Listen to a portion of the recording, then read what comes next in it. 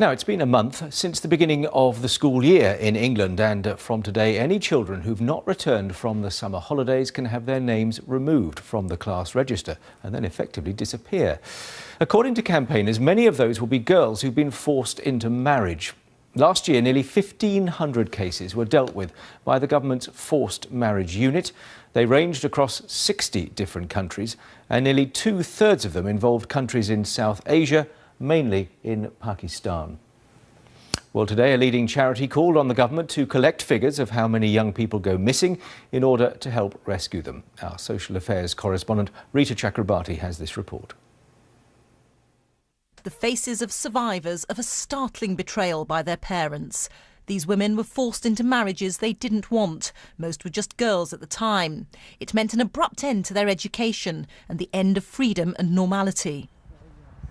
This summer, this teenager's education ended when her parents told her to marry. Not an arranged marriage, which is consensual, but a forced one. He was from India, twice her age, and she'd never met him.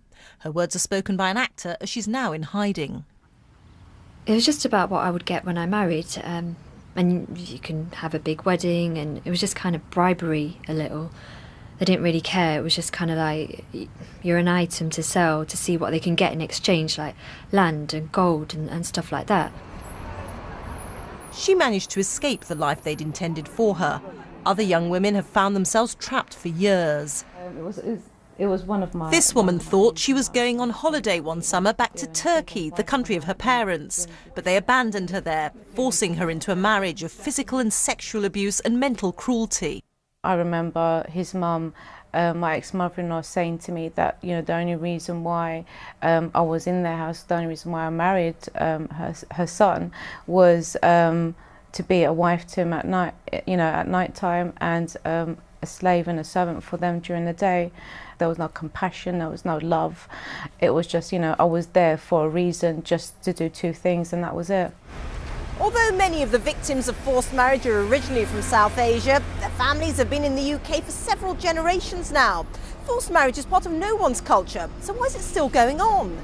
This girl went missing. This campaigner says the reasons are complex.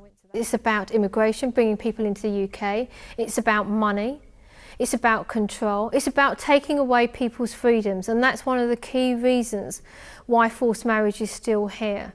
People who are harping back to a past that they're not even part of their past. Forced marriage is when you're forced to do something against your will. She tours schools talking to teenagers about the issue and has written to ministers calling for a national register of children missing after the summer holidays. The government says figures for absence are recorded, but only every term. But the charity said that wasn't enough. For the teenager we talked to, life is very lonely. Well, I feel quite upset because it's having no family, well, having no parents, whereas other kids have their parents and other kids have a normal life doing things at my age. She and these women were abruptly removed from their education and their lives. Next year, forced marriage becomes a crime, but campaigners will continue to push government to help stop more girls suddenly disappearing. Rita Chakrabarti, BBC News. Well, Rachel Horman is a solicitor with the Lancashire law firm Watson Ramsbottom, which works with the police's special forced marriage unit. Good evening. Thank you for joining us. Good evening. How often are you dealing with this particular issue where you work? On a very regular basis, actually. I probably see 2 or 3 young people about this issue every week. And I think it is a significant problem, much more than people realise. When you say young people, how young are we talking in some cases? Well, the youngest case that's been dealt with in the UK has been a child of 2 years old. The youngest girl that I've dealt with has been 12 years old. And it isn't just girls either. I think that's a misconception. There are young boys involved in this as well as victims. What more could, for example, social services do to spot cases like this? I think there's a lot more that most agencies could do to spot this happening and to help the young people in that situation. And as we heard earlier, I think particularly in schools, to me there needs to be much more training going on in every school in the UK really about this issue, because that is where lots of young people pretty much disappear in the summer and maybe don't return ever or don't return for 6 months. And I would like to see that being picked up in the schools before it actually happens. And why doesn't that happen in schools as much as you would like it to?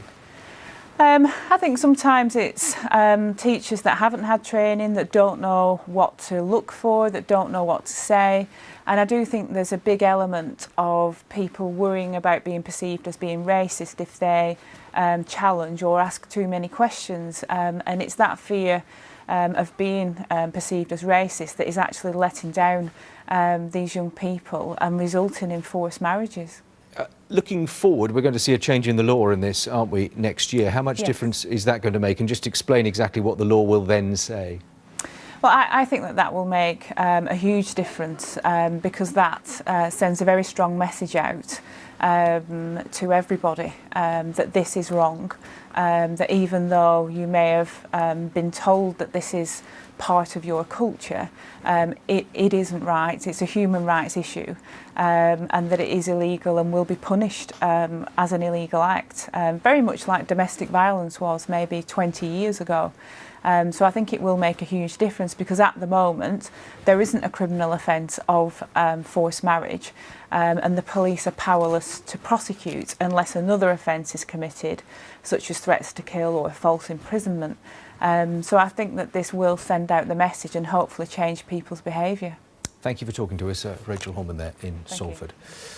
And if you or someone you know is affected by forced marriage and you'd like details of organisations which offer advice and support, you can go online to bbc.co.uk/action line, or you can call that action line to hear recorded information, 0800 888 809, the number on the